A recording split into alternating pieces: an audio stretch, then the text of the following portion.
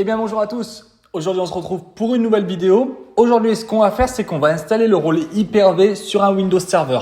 Alors la dernière fois ce qu'on avait fait c'est qu'on avait installé Hyper-V sur une machine en Windows 10 ou Windows 11.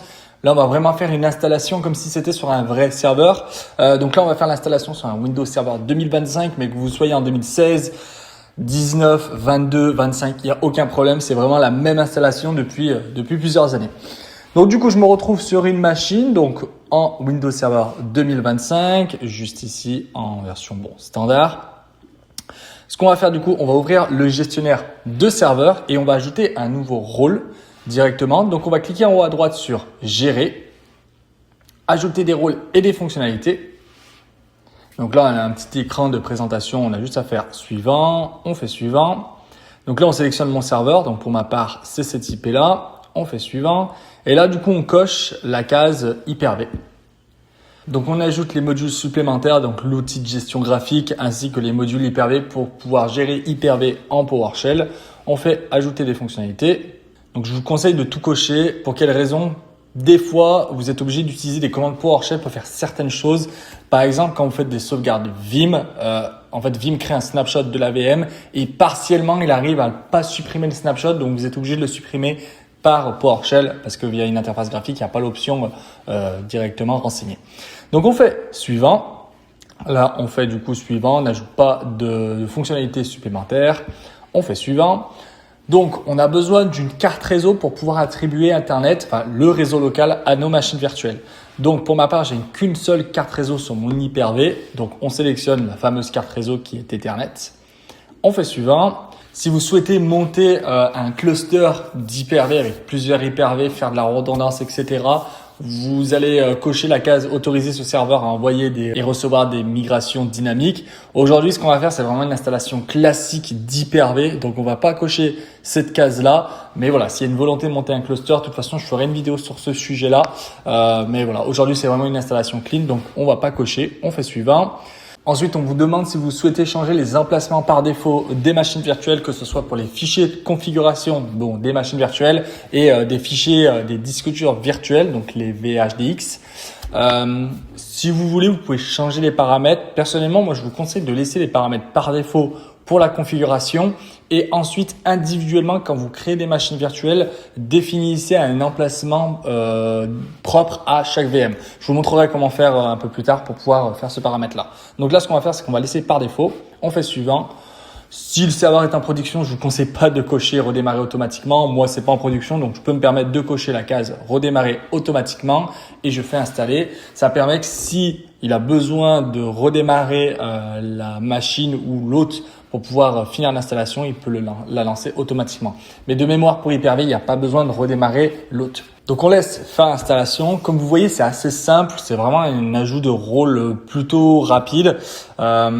Idéalement, moi, ce que je vous conseille de faire, c'est quand vous installez le rôle Hyper-V sur un serveur, c'est que cette machine-là soit uniquement dédiée à l'hyperviseur.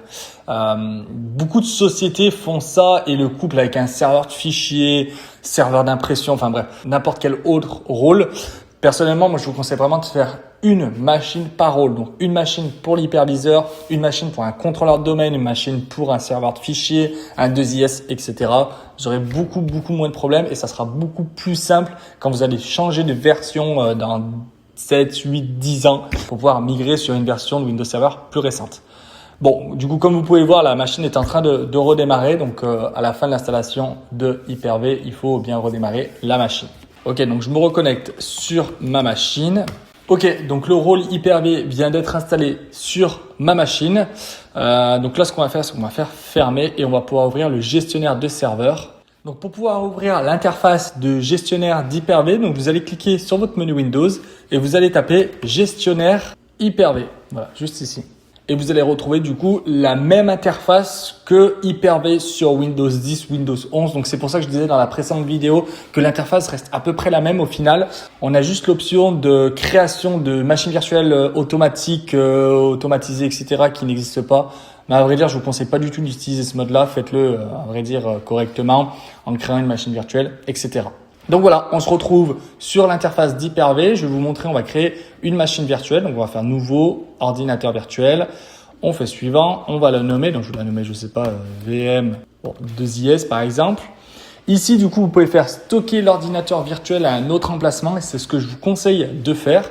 Donc, vous cochez la petite case, vous faites parcourir et vous créez un dossier avec votre VM. Donc, bon, idéalement, moi, je vous conseille de le créer directement à la racine du C. Vous créez un dossier qui s'appelle machine virtuelle, VM, etc.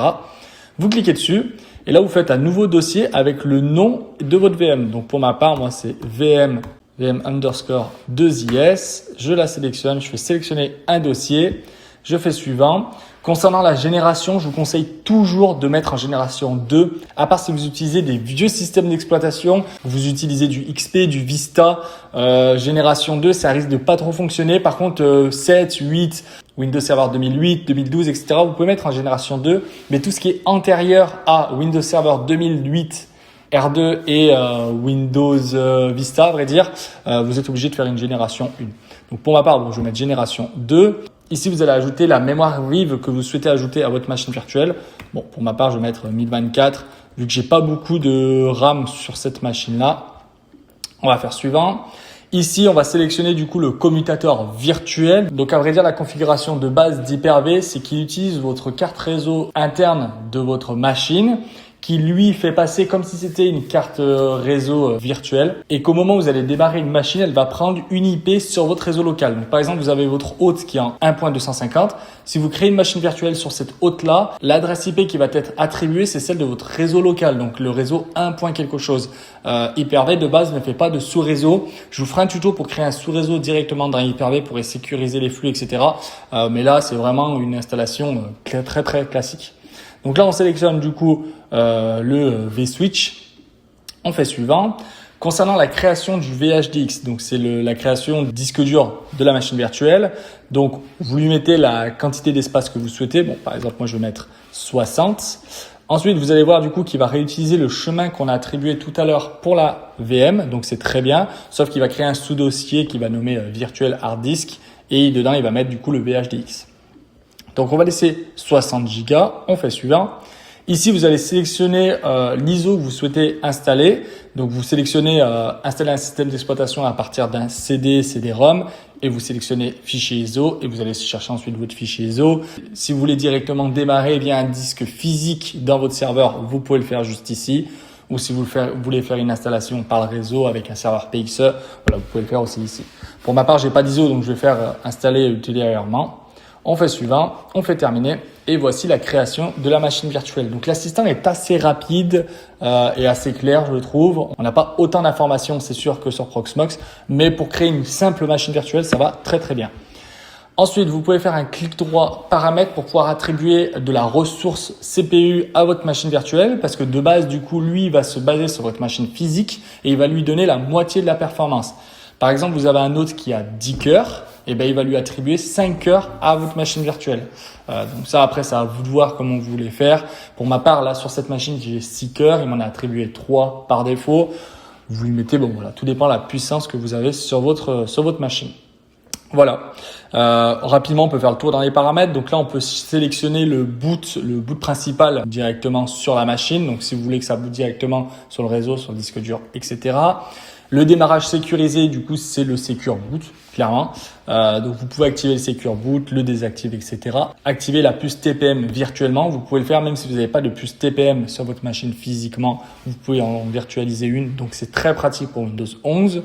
Voilà, donc je vous fais le tour assez rapidement, mais si vous voulez, je peux vous faire une vidéo vraiment complète sur l'utilisation d'Hyper-V, l'ajout de la RAM, les processeurs, l'ajout des disques, donc c'est des contrôleurs ISCSI. Si vous souhaitez ajouter un autre contrôleur pour faire une seconde grappe RAID, etc., vous pouvez le faire. Si vous voulez ajouter un autre disque dur, vous avez juste à aller dans contrôleur ISCSI, sélectionner si vous voulez ajouter un disque dur, un lecteur CD, etc.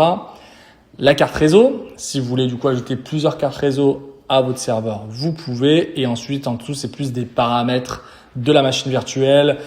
Si vous voulez faire des points de restauration à chaque démarrage, etc., vous pouvez le faire. Activer le redémarrage automatique de la VM si votre hôte coupe. Voilà, vous pouvez faire tout ça juste ici. Et ensuite, sur la droite, vous avez paramètres Hyper-V. C'est plus des paramètres généraux à la console Hyper-V. Donc, vous pouvez modifier, par exemple, votre emplacement par défaut de votre stockage de vos VM. Vous pouvez faire ça. Voilà, vous avez plein d'informations si vous voulez activer du coup le cluster avec avec la synchronisation des hôtes dynamiques. Voilà, vous avez plein d'informations. Et le dernier paramètre qui est très important, c'est le gestionnaire de commutateurs virtuels. Si vous souhaitez créer de secondes cartes réseau, qu'elles soient virtuelles ou physiques, faire par exemple un pass-through avec des cartes réseau que vous avez physiquement sur votre hyperviseur. Vous pouvez les ajouter juste ici, créer des sous-réseaux sur vos VM. Voilà, vous pouvez tout faire sur cette interface-là. Si vous voulez, je peux faire un tuto sur cette partie-là pour pouvoir, par exemple, créer un sous-réseau de vos machines virtuelles. Si vous voulez que votre hôte soit accessible sur votre réseau local, mais que toutes vos machines virtuelles soient, par exemple, englobées dans un sous-réseau géré par l'Hyper-V, vous pouvez le faire. Il n'y a pas besoin de routeur, etc. C'est juste une manipulation à faire sur les cartes réseau que Hyper-V crée virtuellement directement en interne. Voilà. J'espère que cette vidéo vous aura plu. N'hésitez pas à commenter, partager, mettez des j'aime et puis on se retrouve à la prochaine. Salut!